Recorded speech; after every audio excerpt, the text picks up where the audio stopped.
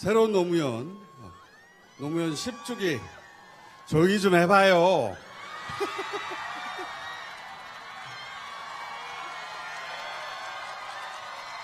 시민 추모제 사회를 맡은 지상 최고의 사회자 김어준입니다. 네?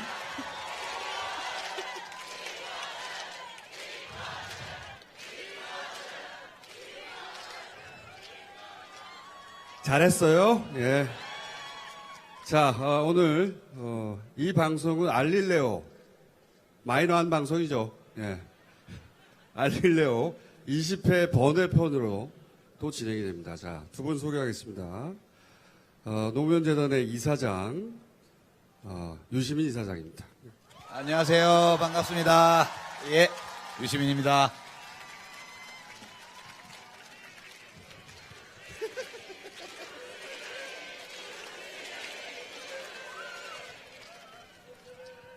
자, 그리고 이분은 민주연구원의 이번 주에 원장이 되셨습니다. 양정철 원장입니다.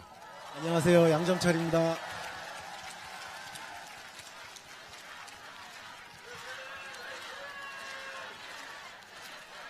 네.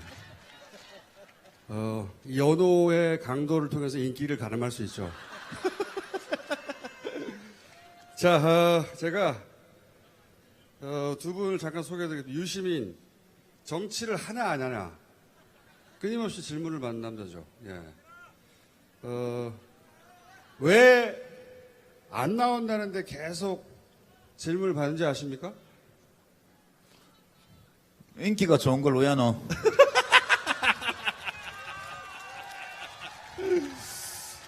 자, 나올까봐 묻는 거예요. 그러니까 누가 함부로 인기 있으라고 했어요? 사람이 왜 그렇게 명쾌하냐 이거지. 무슨 말만 하면은 논리가 정연해. 자, 무슨 해설을 하면 그렇게 똑부러지게 하고. 적당히 해야지, 사람이. 자, 사람이 좀 흐리멍텅할 줄 알아야 되는데, 지켜보는 우리는 너무 통쾌하잖아요. 예. 다 자기 탓이에요. 하소연할 데가 없고. 내 탓이라서이다. 자, 그 옆에 계신 분은 잘 모르실 수도 있어요. 지난 2년간 지명수배됐다가 최근에 체포됐습니다. 본인은 왜 그렇게 안 한다는데 자꾸 사람들이 이거 좀 해라 한 줄 아십니까? 본인은 아시냐고. 말씀하시라고요. 그러니까 왜 민주원장을 맡겼는지 아세요?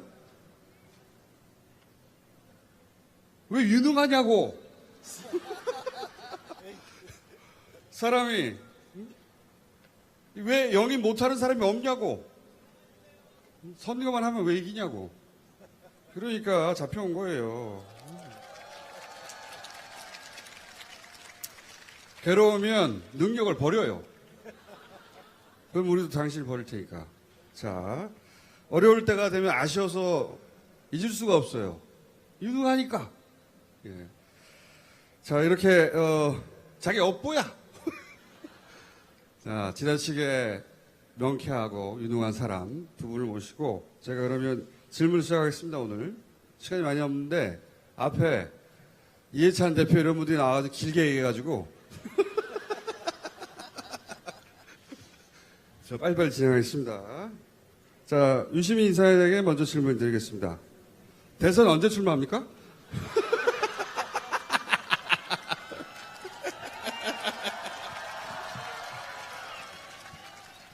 자, 답은 필요 없어요. 우리가 알아서 할 테니까. 노무현 대통령이 갑자기 보고 싶을 때 있어요? 아, 노무현 대통령은 늘 보고 싶죠. 유난히 보고 싶을 때. 아, 근데 보고 싶은데, 보고 싶으면 이제 클릭을 하면 볼 수 있죠. 영상이 워낙 많기 때문에요. 근데 가끔씩은 꿈에도 한번 뵙고 싶은데, 지난 10년 동안 제 꿈에는 한 번도 안 나오시더라고요. 지금 감옥에 계신 대통령들은 여러 번 나오셨는데, 예. 조만간 한번 나와 주실 걸로 그렇게 기대하고 있습니다. 자, 남경철 원장에게 묻겠습니다. 전혀 다른 질문. 예. 유시민 언제 대선 출마합니까? 아니, 이걸 나한테. 그 유시민 이사장님이 노무현 대통령 계실 때 보건복지부 장관을 하셨잖아요. 그때가 48이셨죠? 예, 48이셨는데 소년급제 하신 거죠. 일찍 저거 하셔서 뛰었는데 47이었네. 예, 뭐 그러면 더더욱 저는 유시민 선배가 그 벼슬을 했으면 거에 걸맞는 헌신을 해야 한다고 생각을 해요.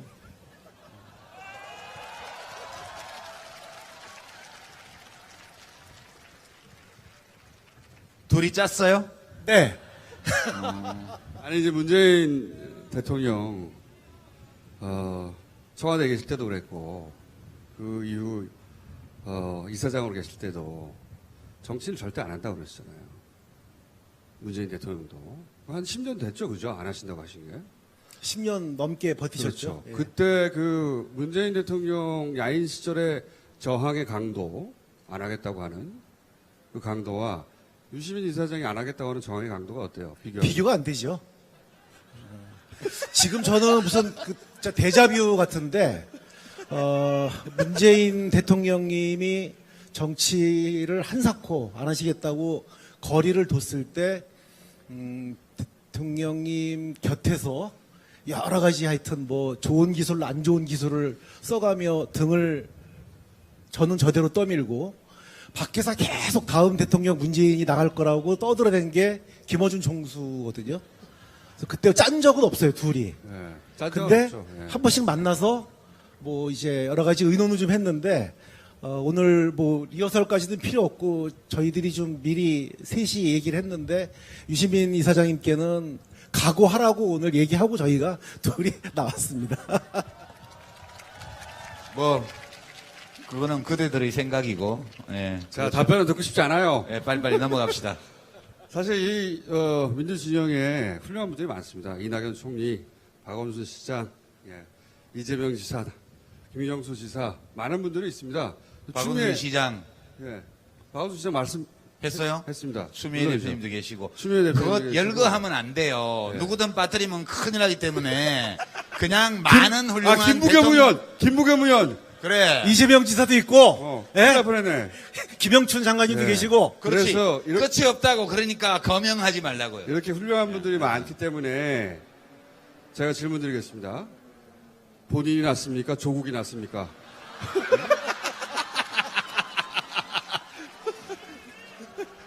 본인이 낫냐, 조국이 낫냐. 둘 중 하나는 해야 될 거 아니야? 예, 못 알아들은 걸로 할게요. 자, 그러면 조국 여기 가능합니까? 그걸 왜 저한테 묻습니까? 아니, 이제 총선. 예, 작전 짜셔야 되니까. 지금 우리 당에도 뭐 그분도 절대 안 한다고 하시는 거죠. 예, 뭐 우리 당에도 지금 다음 대선에 잠재적으로 그 활약할 수 있는 분들이 차고 넘쳐요. 그렇죠. 예, 그다음에 뭐 다른 당에도 또 좋은 분들이 있고. 근데 거기에 다른 당에 좋은 분이 있다는 건 동의 못 하겠는데.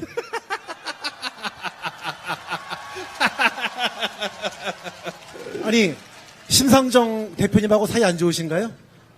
아, 요새 예. 다른 당이라는 생각이 자꾸 안 들어서.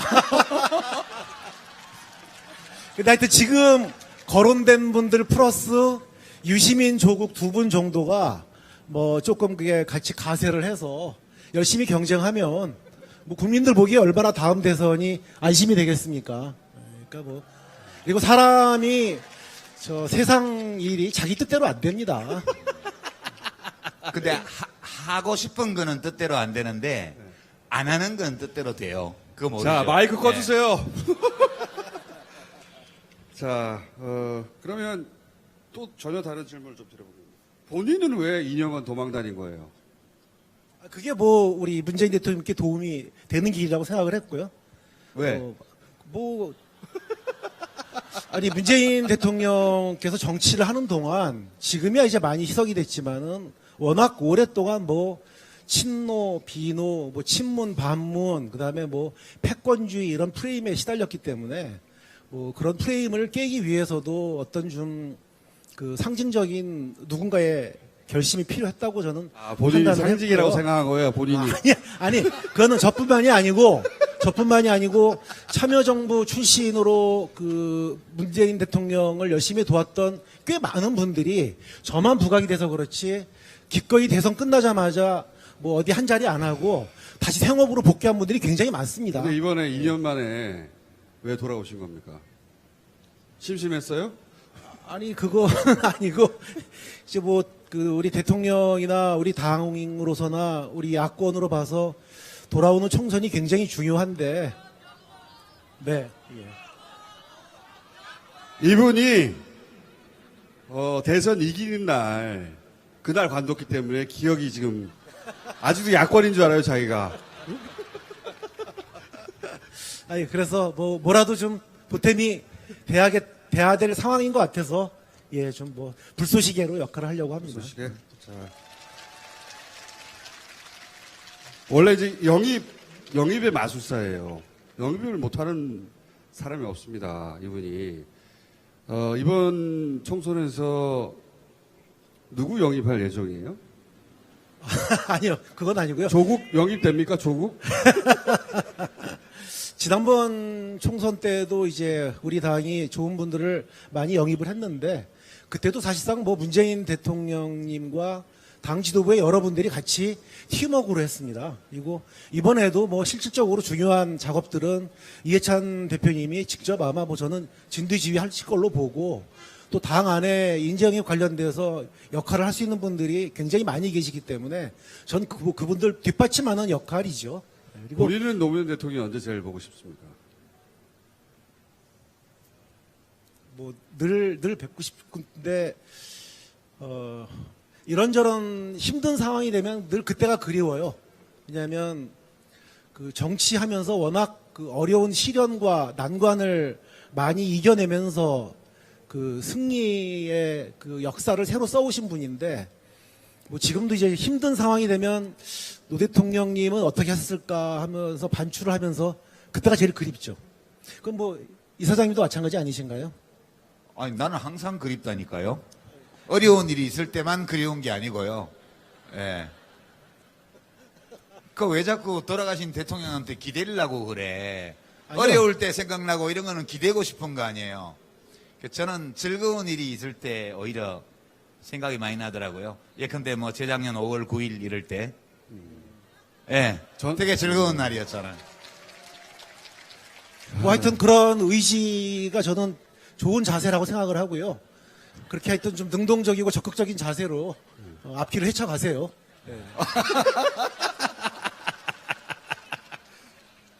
저는 고기 먹을 때 생각납니다. 네. 자, 문재인,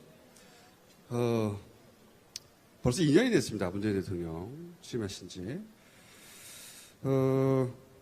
노무현 없는 노무현 시대 문턱까지는 왔습니까?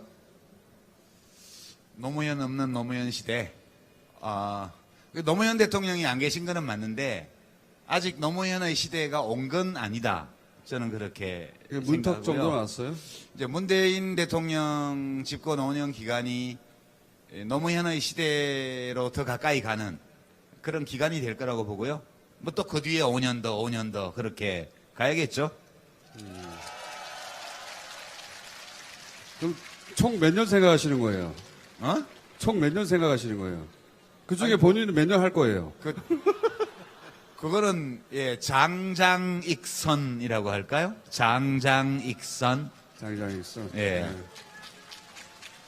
그 노무현 대통령님이 이제 정치를 하시면서 항상 꿈꿨던 정치적 수건이 이제 몇 가지 있었는데 저는 뭐 그 가운데 중요한 몇 가지는 이미 우리가 상당 부분 근접을 했다고 생각을 해요. 그러니까 지난번 이제 총선과 지방선거 그다음에 대선을 통해서 그 지역 장벽을 우리가 충분히 넘어섰죠.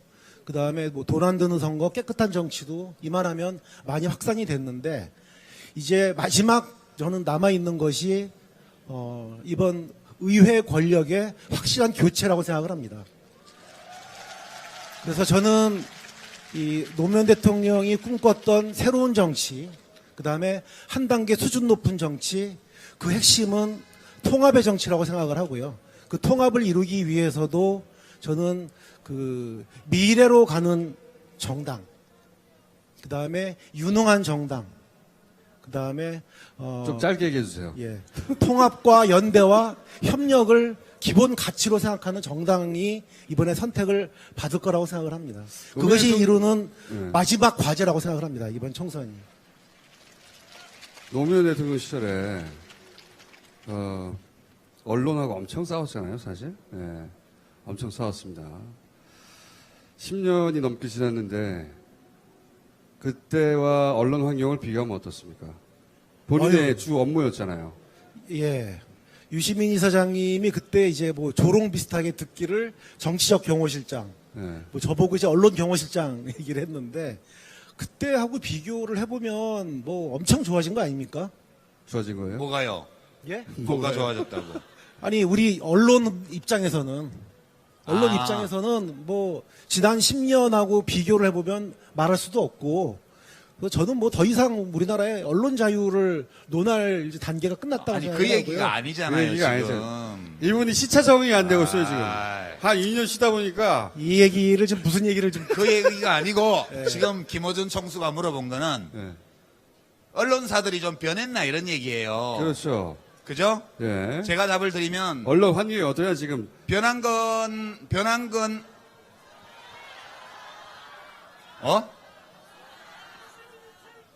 예, 언론 자체가 변한 건 저는 없다고 봐요. 뭐 지어신문은 그때나 지금이나 지어신문이고요. 디귿신문은 그때나 지금이나 디귿신문이고요. 뭐 그래요. 또 하나의 지어신문은 뭐 뺄까 말까 망설여지는 그런 상황도 그때나 지금이나 비슷하고 종편까지 생겼잖아요, 그동안에.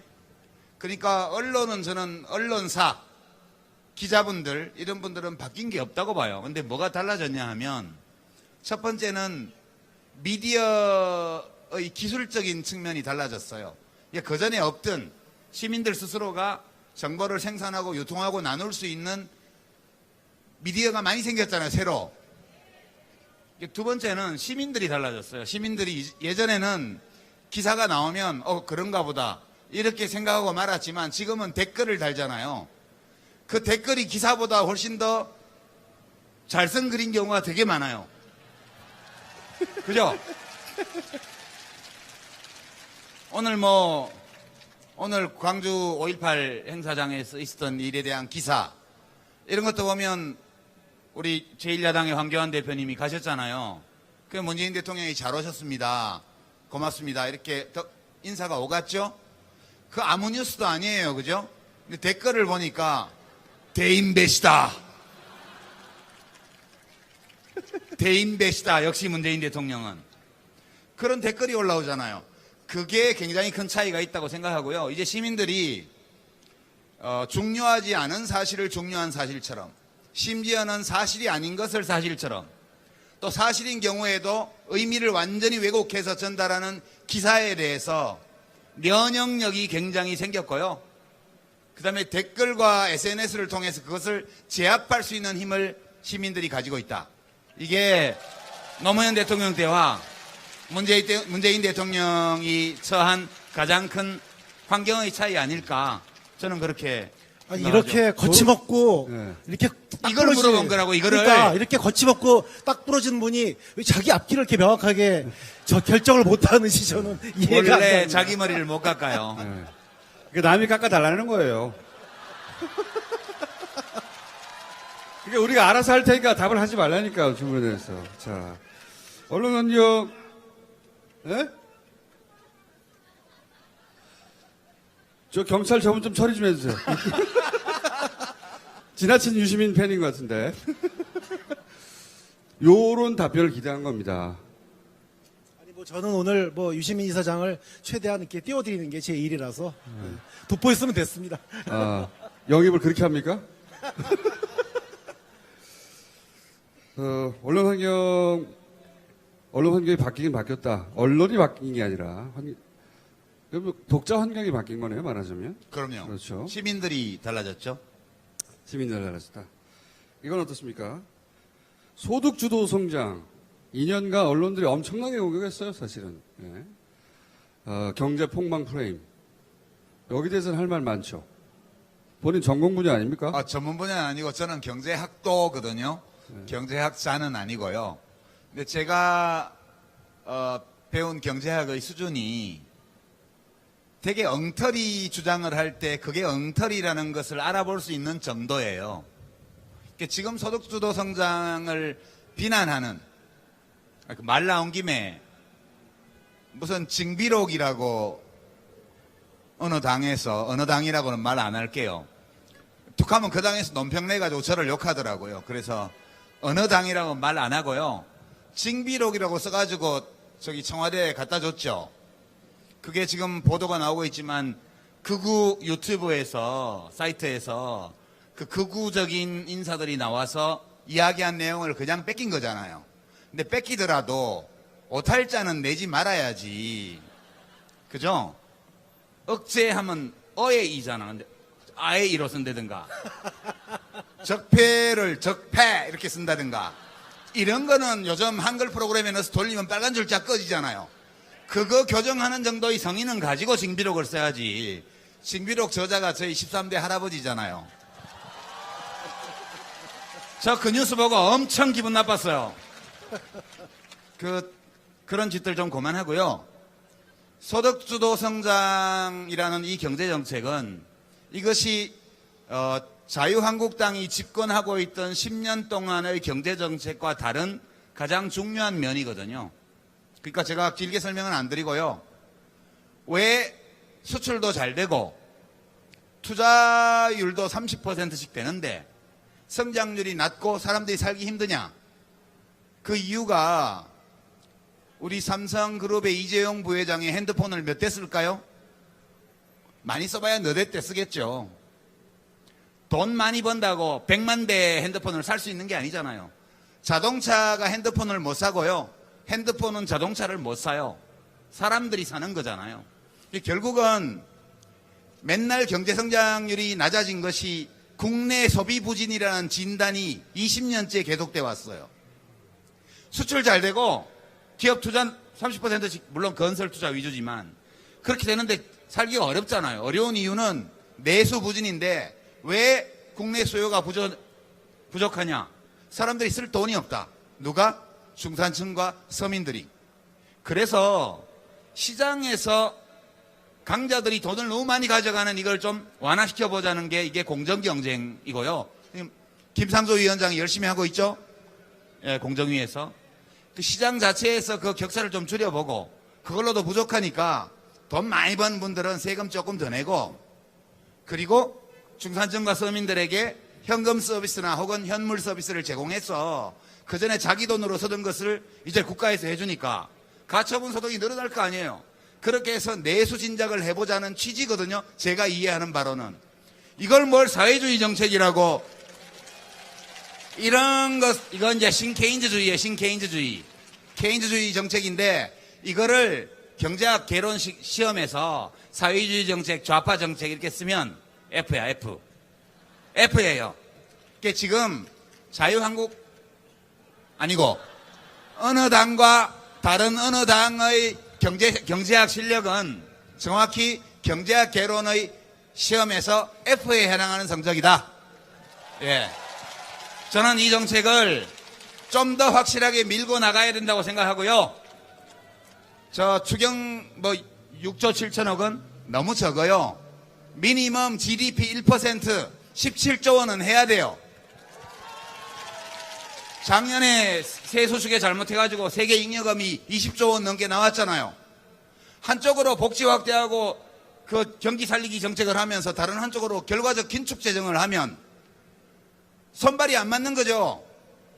그러니까 지금 미니멈 GDP의 1% 17조 원 이상의 추경을 해야 되는데 그 절반밖에 안 되는 걸 보내놔도 국회가 깜깜무소식이니 이 일을 어떻게 하면 좋을지 저는 알겠습니다. 알겠습니다고 했죠. 예. 어떻게 하는지 어떻게 해야 될지 알겠다고. 지금 당장 안 되면 내년 4월까지 기다려야죠, 뭐. 예. 근데 저는 지금 뭐 다음 주가 이제 노 대통령이 10주기인데 지금에 있는 야당의 인사들에게 다른 거는 저는 용서가 돼도 노무현 대통령 임기 5년 동안 경제 문제를 갖고 그 근거 없는 저주와 뭐 경제를 포기한 대통령이니 무슨 희한한 연극으로 5년 내내 조롱하고 저주를 퍼부었던 일들에 대해서는 진지하고 무겁게 사과를 해야 한다고 생각을 해요. 그 이후 10년의 수치하고 비교를 해보면 그 부신들의 주장이 얼마나 무겁고 무섭고 끔찍했던 것인지에 대한 깊은 자성이 필요하다고 생각을 합니다. 그거 지금 뭐 지금 똑같은 또 하고 일이 있죠. 벌어지고 있는데 또 하고 있는 거죠. 예. 네. 그 양정철 원장님 인품이 참 되게 훌륭하시죠. 예, 누울 자리 보고 발을 뻗어야지 어따 대고 뭐 성찰과 반성을 요구하십니까? 저는 인품이 모자라서 도저히 그런 기대는 못 하겠더라고요. 예. 뭐 책임 있는 집권당의 뭐 당직을 맡았으면 야당 인사들하고는 언행을 좀 진중하게 해야죠. 그러니까 인품이 훌륭하다는 거죠. 예. 앞으로도 그 자세로 쭉 만나면 그만해요 이제. 해나시기. 자, 뭘 물어보면 너무 무서워요, 물어보기가. 답이 논문으로 나오기 때문에. 유시민 이사장은. 어떻게, 듣다 보니까 영입할 만 합니까? 저 양반? 재능이? 뭐 문재인 대통령님 그때 설득할 때 뭐 버티시던 거에 비하면 네. 뭐 저 본인이 재간이 있겠습니까? 뭐 때가 되면 근데 역사 앞에 겸허하게 그때 문재인 대통령님이 문자 씹었어요? 예. 아, 그래요? 예. 그럼 나보고 뭐 씹었다고 뭐라고 할 게 없네. 제가 몇 번 그 유시민 이사장님 뭘 좀 일을 하셔야 된다고 지금 노무현재단 이사장 말고요. 조금 등을 떠밀었더니 저를 피해요. 문자도 씹고. 아니, 본인이 2년간 도망 다닌 사람이. 죄송합니다. 자, 여기서 영상 하나 준비되어 있다고 해요. 예. 영상 하나 보겠습니다. 여러분 왜 모였습니까? 자신을 사랑할 줄 아는 사람은 세상을 사랑합니다. 세상을 사랑하는 사람들은 뿌리에 대해서 분노할 줄 알고 저항합니다. 세상 돌아가는 이치를 탐구해서 좋은 세상을 만들기 위한 방도를 찾고 뜻을 세우고 이를 실현하기 위해서 행동합니다. 사람을 모으고 설득하고 조직하고 권력과 싸우고 권력을 잡고 그리고 정책을 실행하고 이렇게 정치를 하는 것입니다. 여러분은 보다 나은 세상을 위해서 보다 좋은 세상을 위해서 참여정부를 만들었습니다.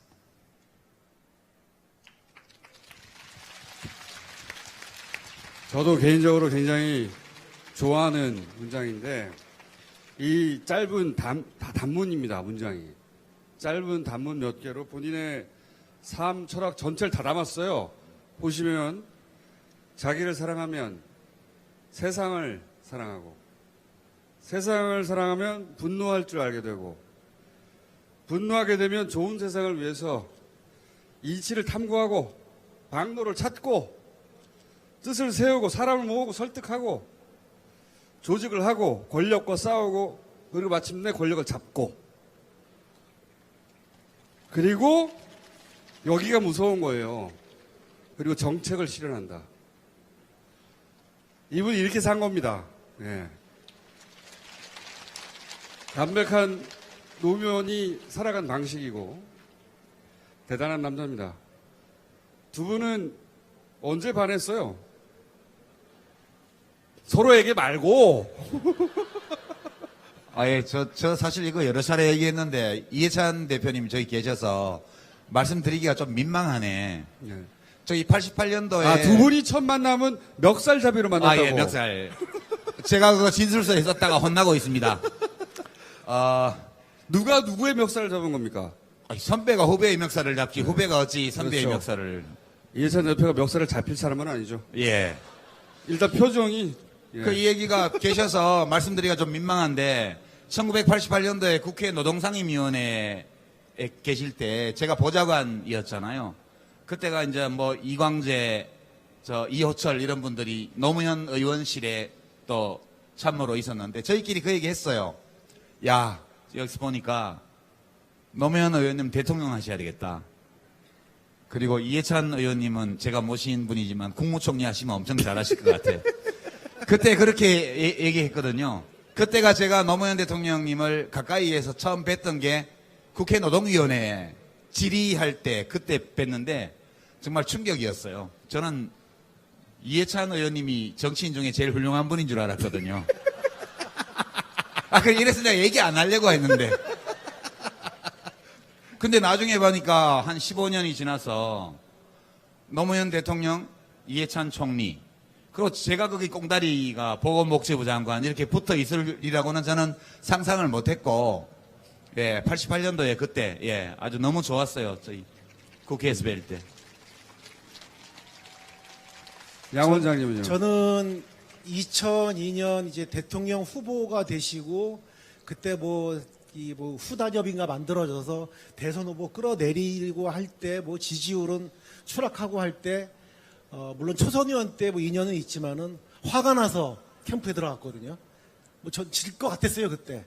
근데 당 전체가 그냥 막 쭉 깔아앉아가지고 할 때인데 그때 이제 노무현 후보였죠. 복도에 들어오시면서 큰 소리를 빵빵 치시는 거예요. 우리 보고 기죽지 말라고. 그러면서 너무나 당당하게 그 상황을 헤쳐나가시는 걸 보고 저분 대통령 되겠다. 그렇게 믿었죠. 근데 이제 또 한 번은 그 선거 이 캠페인 할 때인데 이회창 후보가 한번 나가서 옥탑방 문제로 한번 제대로 몰라가지고 이제 망신당한 적이 있는데 그때 이제 그 방송 토론을 할 때 되게 구체적인 큐시트까지는 아니지만은 대충 어떤 질문이 오갈 거라는 거를 다 우리 당뿐만 아니라 다 줬어요. 근데 그거를 미리 아마 이런 정도로 방송사가 생각하고 있다고 해서 줍디다 했더니 화를 버럭 내는 거예요. 이런 반칙 왜 하냐고. 그래서 참 이분은 이 생각하는 것과 행동하는 것이 늘 하여튼 여일하고 반듯하고 원칙주의적인 분이라 존경할 만한 지도자다. 저는 그때 확 반했죠. 그때 옥탑방 나도 몰랐다 그렇게 말씀하셨잖아요. 예, 몰랐다고 하셨고요. 예. 그러니까 아는 척해도 되는데 몰랐기 때문에 진짜 몰랐다고. 예. 그러니까 보통 권력을 잡고 그 다음에 이제 부귀영화를 누린다든가 이거죠. 권력을 잡고 정책을 실현한다. 이게 남다른 점입니다, 사실. 근데 왜 10주기의 주제가 새로운 노무현입니까? 왜 새로운 노무현이죠? 예, 이제 새로운 노무현을 제안한 분은 이제 윤태영 대변인, 이제 윤태영 씨가 제안을 했고 제가 듣고는 좋겠다 싶어서 채택을 했는데요. 굳이 설명을 드리자면 이제 제가 하는 해석이에요. 이제 노무현 대통령을 생각할 때 미안함, 슬픔 이런 감정을 들게 하는 노무현을 떠올리지 말고 불끈 용기를 주는 그리고 강한 확신을 주는 노무현 대통령을 떠올리자. 이제 10년이니까요. 예, 이제 우리 눈물 없이 그분에 대한 기억을 소환할 수 있는 사람들이 되자. 그래서 좀 오늘 이따 할 무대도요. 좀 가수분들도 좀 발랄하고 즐거운 노래 힘있게 부르는 분들로 많이 모시려고 노력을 했고요. 예. 제가 섭외도 직접 좀 하고 그랬습니다. 10주기 추도식도 그럼 그런 컨셉으로 가나요? 10주기 추도식도 봉화마을에서 좀 밝은 분위기에서 하자고 제가 지금 이렇게 해놓고 있습니다. 그렇군요. 예.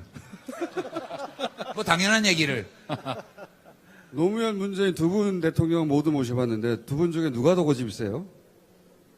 고집이 세기로서는 문 대통령님이 훨씬 세시죠. 아니 진짜 그렇습니다. 그러니까 노무현 대통령은 고집은 세시지만 참모들하고 토론을 할 때 문 대통령 토론 안 한답니까? 아니요, 토론하시죠. 살아있는 권력인데? 아니요, 토론 많이 하시고 말 조심하셔야지. 다 수용하시는데 어떤 거는 또 절대 안 꺾는 거는 훨씬 더 고집은 노 대통령보다 문 대통령이 세시죠. 그래요? 예. 그럼요. 적폐청산 이런 거 쫙 밀고 가시잖아. 두 분의 닮은 점, 다른 점은 뭡니까, 그러면? 노 대통령님은 겉으로 굉장히 강하시지만 속으로 굉장히 여리고 섬세하신 분이거든요. 예. 근데 문 대통령은 겉으로는 되게 섬세하고 여린 분 같은데 속은 훨씬 더 불이 있고 강하고 단단한 분이죠. 스타일이 많이 다릅니다. 그래서 뭐 두 분은 이거는 뭔가 장단점이라기보다는 스타일이 다르시면서 같은 거는 또 똑같은 게 있어요. 뭐가 똑같습니까? 세상을 보는 눈, 태도, 거기에 대한 따뜻함과 그런 뜨거움은 정말 똑같은 것 같아요. 그것 때문에 서로 또 아마 가까우셨던 것 같고. 두 분이 진짜로 그렇게 서로를 좋아했어요? 예, 그럼요. 저는 어디서 느꼈냐 하면, 노무현 대통령께서 그때 후보가 공식적으로 되시기 전에 출마 의사를 밝히셨을 때 막 여기저기서 빈정거렸어요.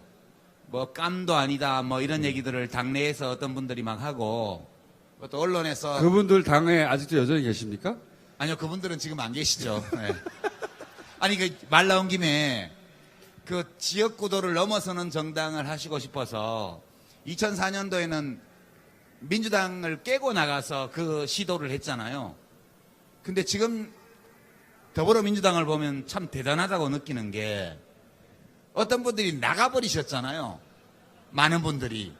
이제 그분들이 나가시고 나서 그 더불어민주당이 남은 그 자리에서 그 일을 해냈거든요. 그러니까 저는 그게 참 대단하다고 생각해요. 그때 문재인 당시 당대표가 추미애 당대표입니다. 예, 문재인 대통령도 당대표를 그 뒤에 하셨지만 또 추미애 대표께서도 하시고 그 일을 꾸준히 밀고 가가지고 이번 총선 때 뭐 이렇게 이해찬 대표님 발표하시기를 현역 의원 전부 경선이다 원칙적으로 이런 거 정말 제가 옛날에 열린우리당 시절에 꿈꾸던 거거든요. 그래서 그 이해찬 당대표는 더 이상 출마를 안 하거든요. 예. 죽어봐라 이거죠, 이제 다른 사람들 다. 예, 그 대단한 것 같고요. 네. 그때 노무현 대통령이 하도 깜도 아니다 이런 얘기를 많이 들으셔가지고 화가 나셨어요. 그때 어느 자리에서 연설하시면서 내가 대통령 깜이 됩니다. 왜냐? 그 사람을 알고 싶다면 친구를 봐라. 그런 말이 있는데 문재인이 내 친구입니다. 그러면서 문재인 변호사에 대해서 몇 마디 말씀을 하시고 나서 문재인을 친구로 두었기 때문에 나는 대통령감이 됩니다. 그렇게 말씀하신 적이 있어요. 그 정도로 그거는 보통의 신뢰관계는 아니거든요. 사람들은 왜 그러는지 이해를 전혀 못했죠. 왜냐하면 문재인 변호사를 아는 사람이 거의 없었기 때문에. 그때는 없었죠. 지금은 모두가 다 알죠. 저도 결국 그 문재인 저런 개그 감각. 저것만 고치면 되거든요. 저는 결국 문재인 대통령을 정치의 길로 끌어내고 대통령에 이르게 되게 한 것이 결국은 노무현 대통령으로부터 시작이 됐다고 생각을 하고요. 저는 정말 좀 되게 짠했던 그 장면이 그 문재인의 운명, 문 대통령이 문재인의 운명 집필 하실 때 제가 이제 바로 곁에서 도와드렸는데 그 지갑 안에 그 대통령님 유서, 물론 대통령 유서는 친필로 존재하진 않습니다. 그 집안에 있는 화면에 띄워놓고 이제 작성을 하셨는데 처음에 이제 돌아가셨다는 연락을 받고 처음 출력한 그거를 지갑에 몇 년 동안 갖고 계셨어요. 그리고 항상 이제 노 대통령 얘기가 나오면 눈물이 그렁그렁해지셨는데 그 오랫동안 가지고 있는 그리움과 회한이 결국은 문재인을 정치의 길로 끌어냈고 문재인 대통령으로 하여금 정치적 목표와 의지를 굳게 갖게 하셨다고 생각을 합니다. 자, 앞에 우리가 길게 해야 되는데 앞에 이해찬 대표 여러분들이 인사하느라고 시간을 보내가지고 시간 좀 줄어들었어요. 미워요. 그 노무현 시민센터는 왜 만드는 겁니까? 예. 그 이제 노무현 대통령 10주기 맞아서 봉하마을의 기념관, 그거는 김해 씨가 주체가 되어서 만들고 있고요. 이게 시민센터 서울에 만드는 거는 이제 깨어있는 시민의 조직된 힘. 그 대통령 말씀인데 시민들이 이제 깨어있고자 노력할 때 공간이 필요하잖아요. 또 스스로 조직할 때도 공간이 필요하고요. 그래서 서울에 시민들이 그러한 활동을 할 수 있는 공간을 하나 만들자. 그래서 기억하고 추억을 살리는 공간은 봉하에. 그리고 시민들이 이번 그 구호처럼 새로운 노무현, 말하면 용기와 확신을 주는 그런 노무현 대통령을 생각하면서 자기가 원하는 활동을 할 수 있는 공간을 하자니. 아무나 갈 수 있는 겁니까? 아무나. 예, 아무나. 태극기 부대는 회원들만 쓰는 게 아니고요. 누구나 할 수 있고요. 지금 이제 10주기 맞아서 특별 모금도 하고 있으니까 네. 뭐 내가 거기 나중에 가서 뭐라도 하고 싶다 이런 분들은 특별 모금에 참여해 주셔도 좋을 것 같고요. 그러니까 태극기 부대 갈 수 있어요? 태극기 부대는 곤란하겠죠. 네. 그분들은 상암동에 박정희 기념관 있으니까 거기 가서 하시면 될 것 같아요. 거기도 후원들 좀 하시고요. 얘기 들어보니까 재정이 굉장히 힘들다고 그러더라고요. 저 광화문에서 집회만 하시지 말고 박정희 기념관, 대통령 기념관에도 기부 좀 재원 하세요. 마련은 어떻게 해요? 재원 마련? 재원. 재원은 이제 그동안 후원 회원들이 주신 돈 쌓아놨던 것들 그걸로 대부분 하고요. 한 100억 원 정도 추가 이제 더 필요하기 때문에 그거는 이번에 특별 모금으로 하고 그 이제 참여정부 때 나라 일 좀 하셨고 또 문재인 정부 들어와서 또 나라 일 하시고 이런 분들을 좀 많이 내시고 저기도 많이 계시네. 그 일반 시민들은 십시일반 하시고 그럼 될 것 같아요. 혹시 문재인 대통령도 예, 참여하셨어요. 후원금 내셨어요? 이미? 예. 그 따로 메시지도 노무현 시민센터 잘 건립될 수 있도록 국민들이 마음 모아달라고 메시지도 보내셨고, 여기 있네요. 건축에 힘을 보탠다. 시민의 발걸음은 문지방이 닳는 시민센터가 되길 바란다는 메시지하고 금일봉 보내셨죠? 예, 금일봉. 잘 받으셨죠? 네, 그럼요. 예. 액수는 공개하지 않겠습니다. 그분이 월급쟁인데 예. 근데 이제 액수가 많이 왔어요? 뭐 액수는 뭐 말 안 할랍니다. 그냥 금일봉. 근데 이제 10주기 이제 다음 주에 행사가 있는데 10주기를 맞는 제 개인적 소회 또 센터가 이제 준비되는 제 개인적 소회가 되게 좀 초대 사무처장이거든요. 그러고 보니까 예, 노무현재단에 네. 노무현재단 만들어질 때 네. 사무총장. 첫 번째 사무총장이 양원장입니다. 그렇구나. 그래서 할 말이 많았구나. 아니요. 안 시켜주니까 본인이 하는 제 거구나. 얘기를 하려고 하는 게 아니라 그때 이제 너무 이제 황망한 마음에 대통령님 이제 연결식 치르고 봉화에서 우리 권양숙 여사님 그때 그다음에 이해찬 대표님 그다음에 한명숙 전 총리님 지금 문재인 대통령님 이렇게 이제 좀 어른들이 모이셔서 이후의 일들을 어떻게 해 나갈지 이제 고민을 해서 노무현 재단을 이제 만들기로 하고 그 준비위원장으로 지금 이해찬 대표님이 준비위원장을 하셨고 그 밑에서 제가 이제 사무국장을 하다가 몇 달 후에 재단이 만들어졌는데 저는 오늘 이 자리에서 특별히 이제 이해찬 대표님께 여러분들이 그 감사와 격려의 박수를 드려야 한다고 생각을 하는 게 그때 노무현 재단의 그 기본적인 설계, 토대, 시민센터 같은 구상들을 다 말씀하셔서 차분하게 준비를 하도록 하셨어요. 우리 이해찬 총리님 고맙습니다. 당대표를 깍듯이 모시네. 예, 기본이죠. 연수원장 가더니 당에 왔으면 뭐 당의 또 질서를 지켜야지. 자세가 됐어, 자세가. 기본입니다. 네. 그래서 다음 총선에서 몇 석 준비하고 있어요 지금? 저희는 당 대표가 목표를 제시하면 따라갑니다.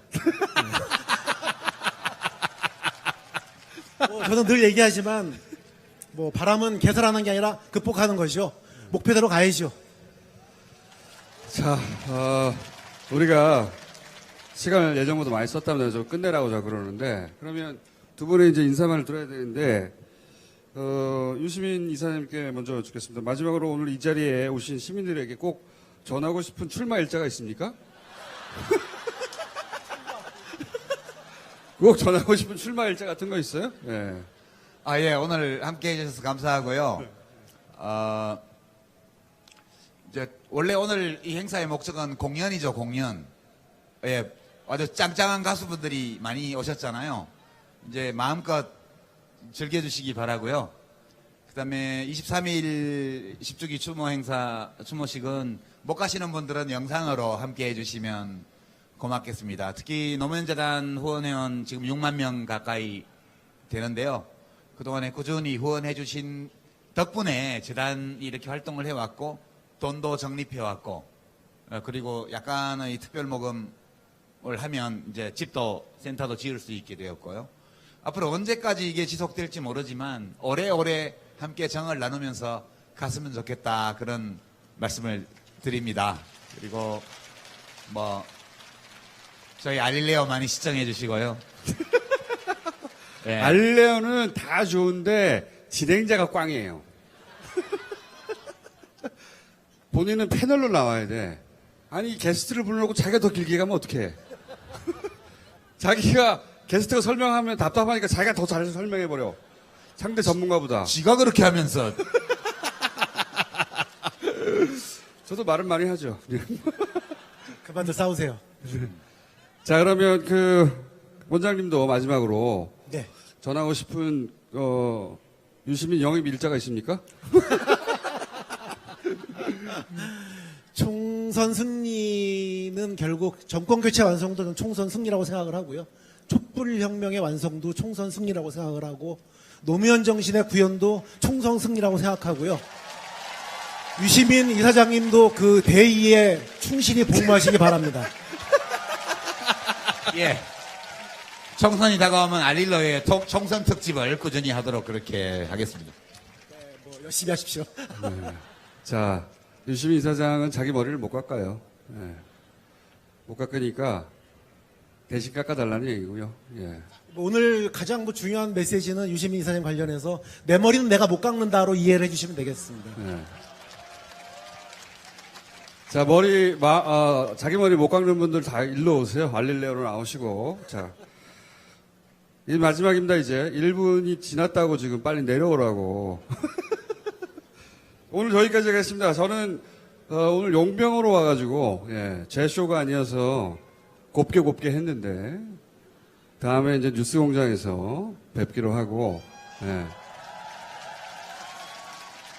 원래 마지막으로 외치는 구호가 원래 전통적으로 있다면서요. 네. 그 민주주의 최후 보루는 깨어있는 시민들의 조직된 힘이다. 그거 말고 딴 거 하죠. 새로운 노무현. 네. 그럼 저희가 셋이서 새로운 할 테니까 노무현 외치면 오늘 시간 거기서 끝내는 걸로 하겠습니다. 자, 새로운 노무현!